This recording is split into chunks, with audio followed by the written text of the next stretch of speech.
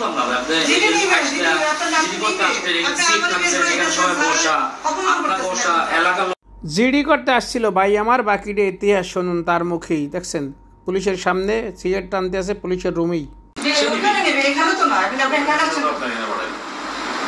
আমার পাঠাইছি এটা বলো ভুল আছে আমার পাঠাইছি কি পাঠাতো না না ভুল বলছে ও আপনার কাছে পাঠাবে কেন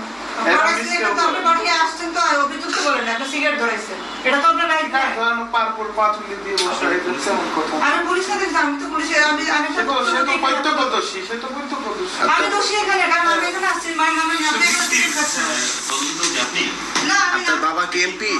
এই যে আপনার বাবা কি এমপি, মন্ত্রী, পুলিশের ডিআইজি? সিগারেট খেলে কেন তুই?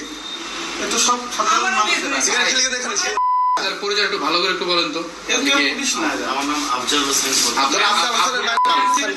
আপনার বন্ধু বসে আছে, যদিও এই কি সমস্যা উনি এখানে স্মোক করবে